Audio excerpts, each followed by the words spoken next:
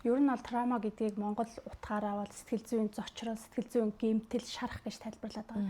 Тэгэхээр яг ямар процесс явагдаад байна гэхэлэр хүний нөгөө сэтгэл зүйд аюул тулгараад, аюул гэсэн тохио үүсэнгүүт хүн өөрөө сэтгэл зүй бие махбодын түүнийг даван туулах нөөцгүй, боломжгүй болоод ирэнгүүт юм хамгаалах механизм явагдаад байгаа гэсэн үг. Тэгээд нэг гэсэндээ одоо ямар ч орчин нөхцөл хүчирхийлэл байж болно, давтамжтай нэгэн хэвийн стресс төлсөн орчин нөхцөл байж болно, үл хайхрах, одоо дарамт шахалт, сэтгэл санааны гинтийн одоо нөгөө уй гашуу, гинтийн цочрлууд, гинт хүчтэй өвдөх, гинт мэс засал, гинтийн одоо нөгөө таагүй үйл явдлууд өөрөө яах нь хүн тийм сэтгэл зүйн цочрлыг үүсгэждэг. Тэгээд хамгийн гол нь өөрөө одоо жишээ нь энгийн мэт боловч тэр зарим нэг хүнд траума болохгүй.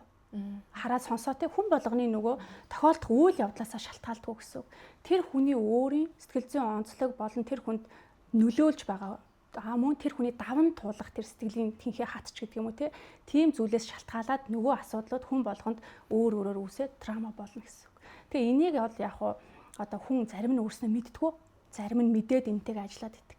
Тэгэхээр яагаад надад энэ үйл явдал траума болсон бэ гэдгийг яаж таних вэ гэхлээр тухайн үйл явдлыг санахад таагүй мэдрэмж төрдөг гэсэн үг. Тухайн үйл явдал өөрөө яг давтагдаад, бодогдоод дахиад тэр мэдрэмж тархинд одоо бий болж тэр процесс үүсээд байгаатай холбоотойгоор хүнд траума үүснэ. Тэгээд ингээ хөнгөнч байж болно, хүндч байж болно. Зарим хүмүүс бол өөрийнхөө траумаг мэддэг. Би яг л ийм үйл явдлаас болоод одоо саяны кейс дээр тийм ийм эрүүл мэндийн гинтийн таагүй нөхцөл байдал тийм траума болчлоо гэд. Тэгвэл ингээд илүү нөгөө урт хугацаанд үргэлжилсэн магадгүй хүүхэд насны ингээ удаан хугацааны стресс төлсөн орчин нөхцөл, удаан хугацааны хүчирхийлэл, аль эсвэл гинтийн уй гашуу ч юм уу те энийг хүн өөрөө мэдэхгүй байх тохиолдлууд байдаг. Тэгэхээр энэ хүн энийг мэдэхгүй байна гэдэг ч өөрөө асуудалтай. Тэгэхээр траумагаа мэдээд бас ингээ онцлуулаад тэрнтэйгээ өөрөө ч ажиллах боломжтой. Мэргэжлийн тусламж авах боломжтой гэсэн үг л дээ. Тийм траума гэдэг маань тэгэхээр ерөөхдөө бол ийм өдөр тутмын амьдралын жижиг зүйлээс ч траума авч болно, том хүчтэй цочрлууд ч гэсэн траума үүсгэх боломжтой гэсэн үг. Soul Lab-ийн ерөнхий ивент тэтгэгч дэлхийн хамгийн нэмгэн живх Baby Lab ажиллаж байна.